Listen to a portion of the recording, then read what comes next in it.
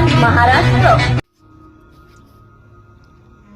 पुणे तिथे काय उणे असे आपण नेहमीच ऐकतो. अगदी शेतीच्या माध्यमातून देखील असाच काहीसा प्रत्यय या ठिकाणी येतो. पुणे शहरापासून जवळच असलेल्या पारोडी या गावातील आकाश इंगळे हा तरुण युवा शेतकरी आपल्या शेतीमध्ये मका पिकाच्या माध्यमातून लाखो रुपयाचे उत्पादन घेत आहे. ऊसाच्या उत्पादनाला लाजवेल असे उत्पादन त्यांनी मका पिकामधून घेतलेले आहे.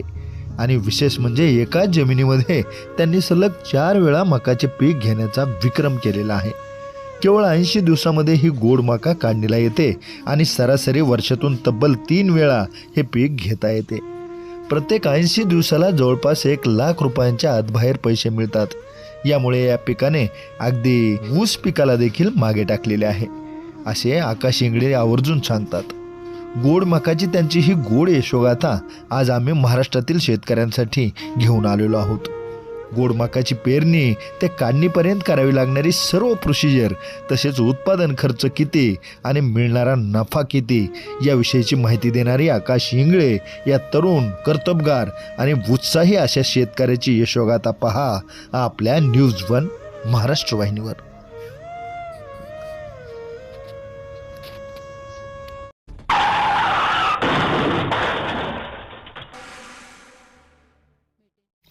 मी आज पुणे शहरापासून काही अंतरावर असलेल्या या पारोडी या गावामध्ये आहे आणि या गावचे सुशिक्षित शेतकरी माझ्यासमोर आहेत, जे की या ठिकाणी ग्रॅज्युएट झालेले आहेत आणि ग्रॅज्युएट असताना सुद्धा ते या भागामध्ये कृषी मित्र म्हणून त्यांनी काम केलेलं आहे. या भागामध्ये त्यांनी मक्याची शेती आपण पाठीमागे बघतोय, खूप चांगलं मक्याचं पीक त्यांनी या ठिकाणी घेतलेलं आहे. त्यांची पीक कॉर्न मका आहे. दरवर्षी एकाच जमिनीमध्ये त्यांनी विक्रम करून दाखवला की एकाच जमिनीमध्ये 3 वेळा पीक घेतलं आणि वर्षातनं एकाच जमिनीमध्ये 3 वेळा पीक कसं घेतलं जातं, या पिकातून शेतकऱ्यांना पैसे कसे मिळतात, शेतकऱ्यांना हे पीक किती आणि कसं फायदेशीर आहे हे आपण त्यांच्याकडून जाणून घेऊया. नमस्कार दादा. न्यूज वन महाराष्ट्र या वाहिनीवरील कृषी वार्ता या कार्यक्रमामध्ये आम्ही आपलं स्वागत करतो. आणि महाराष्ट्रातील आमचे जे शेतकरी न्यूज वन महाराष्ट्र वाहिनीवरील हा जो कार्यक्रम पाहत असतात त्यांच्यासाठी आपण जरा या पिकाविषयी माहिती सांगा की आपण हे पीक कसं वळलात, या पिकाकडे आपलं एज्युकेशन काय, इथून सुरुवात करावी. माझं नाव आकाश धंडेबा इंगळे, मी राहणार पारोडी. माझं शिक्षण ग्रॅज्युएशन झालेलं आहे आर्ट्स या सायन्सतून. पण मला शेतीची आवड पहिल्यापासून होती, वडिलांपासून. तर मकाचं पीक आपल्या इथं कंपन्या आहेत, पिटकॉर्न झाली कंपन्या, हे कंपन्या मका बाहेर पाठवतात खाण्यासाठी. त्याला रेट चांगला आहे, त्याच्यामध्ये तुम्ही ह्या पिकाक वळालो. तर मकाचं पीक हे 3 महिन्यातलं, म्हणजे 3 महिन्याचं पीक आहे. त्यासाठी खर्च काही एवढा काही जास्त नाही, म्हणजे हा मोजक्याच थोडक्यात आहे. जर डोक्याने केली तर शेती खूप चांगली आहे. तर शेती ही डोक्यानेच केली पाहिजे. तर मक्याला फक्त सुरुवातीला मी आता हे कुठल्या सीझनमध्ये तुम्ही लागवड केलेली आता जे पीक आहे ते आता उन्हाळ्यामध्ये आता हिवाळ्यातली जागा नाही माझी. म्हणजे आता एखाद्या महिन्यामध्ये हे हार्वेस्टिंग आहे. जूनला सुद्धा या ठिकाणी तुम्ही मका घेतली होती. जर मकावर मका करण्याचा हा तुमचा पहिलाच प्रयोग आहे का या भागातला? का बाकीचे बाकीचे पण लोक करत होते. तुम्ही सुरुवात चांगल्या प्रकारे केली. तर त्याला काही मग कसे सुधारणा करता तुम्ही, किंवा मकावर मका येत नाही असं शेतकऱ्याला समज आहे आणि त्यासाठी काय करता आपण?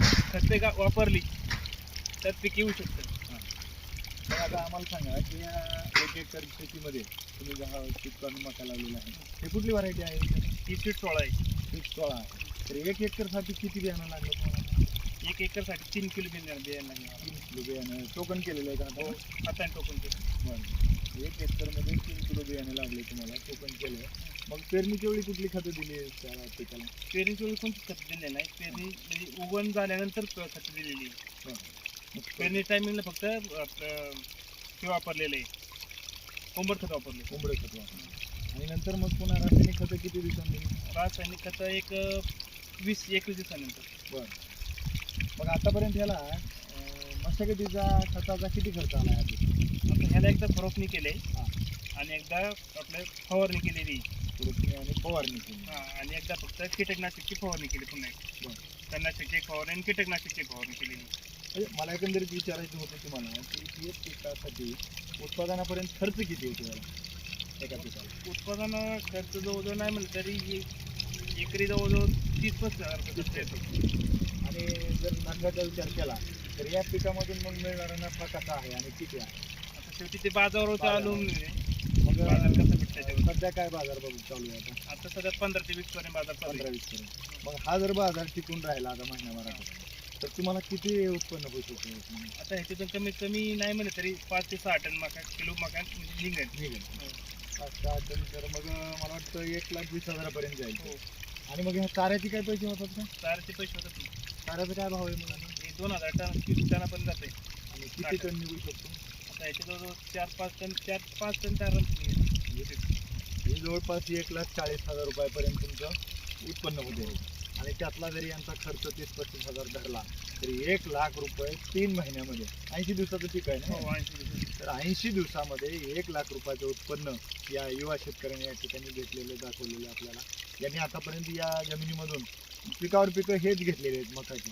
सलग त्यांनी वर्षातनं 3 पिकं घेतलेली आहेत. हो, तर 4थं पीक आहे माझं. 4थं पीक आहे. या जमिनीवरती सलग 4थं पीक त्यांनी घेतलेलं आहे. आणि या भागातील आपल्या या शेतकऱ्यांसमोर हा एक नवा त्यांनी एक आदर्श घालून दिला आहे की एक पीक येत नाही असं आपल्याकडे म्हणतात, मात्र त्याला खायला दिलं, व्यवस्थित खतं वगैरे घातली तर ते पीक येतं. आपण बघतोय पाठीमागे किती जोमदार मका या ठिकाणी आलेला. आणि या मक्याला देखील बाजारभाव या ठिकाणी कंपन्या आहेत. पेरणी फाटा असेल, इकडे आळंदीला वगैरे असेल, या भागामध्ये ज्या कंपन्या आहेत त्या खर्च घेऊन जातात. तुम्ही या ठिकाणाहून घेऊन जाता, कधी तुम्ही आपणही पोच करतो त्या ठिकाणी. मग महाराष्ट्रातील हे जे शेतकरी आहेत, आता आमच्याकडे मराठवाड्यातला काय भाग आहे जिथे ती शेती करूनच नाही असं म्हणतात. मग त्या शेतकऱ्यांसाठी आपण काय सांगाल? आपण कृषी मित्र म्हणून काम केलेलं आहे, काय सांगाल त्या शेतकऱ्याला सल्ला काय द्यायला? म्हणजे आधीच सांगितलं की शेती ही लोकांनी केली पाहिजे. त्यांचं पण म्हणणे बरोबर आहे. दरबारच्या शेतकऱ्यांनी त्यांना जवळ मार्केट नाही आहे. त्यांसाठी जवळ मार्केट जर तयार केलं तर त्यांना ही मका परवडू शकते. नाही असं नाही. त्यांसाठी जे काही करता येईल ते ह्या माध्यमातून तुम्ही करावं असं माझी तुम्हाला विनंती आहे. बघा, त्यांनी आपल्याला सांगितलं की शेती करत असताना डोक्याने केली पाहिजे. पारंपरिक शेतीचे दिवस गेलेले आहेत. पारंपरिक शेती करण्यामध्ये आता पाहिजे तेवढा नफा मिळत नाही, शेती तोट्यात जाते. म्हणून अशा प्रकारचे काहीतरी नवीन आपल्या शेतामध्ये केलं पाहिजे. त्या दादांशी जेव्हा मी बोलत होतो त्यांनी मला सांगितलं की ऊसाच्या पिकापेक्षा हे पीक फायदेशीर आहे. आपण ऊसाचाही एक अंदाज बघितला होता. ऊसात काही 1.25 लाखपेक्षा पुढे उत्पन्न निघत नाही आणि वर्षामध्ये एकाच वेळी ऊस आपला तोडणीला येते. मात्र ही मका दर 3 महिन्याला तोडणीला येते आणि जवळपास 1,20,000, 30,000, 40,000पर्यंत आजचा जरी भावाचा विचार केला तरी एवढे पैसे देऊन जाते. जेव्हा कमीत कमी बाजार येतो तेव्हा सुद्धा त्यांचं असं म्हणणं आहे की 70-80 हजार, 90,000 रुपयापर्यंत त्याचा बाजार मिळालेला आहे. जेव्हा भाव कमी लागतो तेव्हा सुद्धा देखील 70-80 हजार जर मिळत असतील आणि जेव्हा चांगला भाव लागतो तेव्हा 1,40,000 मिळत असतील तरी हे पीक नक्कीच शेतकऱ्यासाठी फायदेशीर ठरणार आहे. तर आता या ठिकाणी आपण बघितलंय की एवढी सुंदर शेती आहे. या भागातले जे शेतकरी आहेत ते तर बघायला येतातच, परंतु आमचे न्यूज महाराष्ट्र वाहिनी पाहणारे शेतकऱ्यांसाठी आजची ही बातमी आणि आजचा हा युवा शेतकरी, ग्रॅज्युएट झालेले शेतकरी नक्कीच त्यांच्यासाठी एक दिशादर्शक ठरेल, फायदेशीर ठरेल. त्यामुळं पुन्हा अशाच नवीन नवीन बातम्यांसाठी आपण भेटत राहूया. तोपर्यंत पाहत राहा न्यूज महाराष्ट्र. धन्यवाद.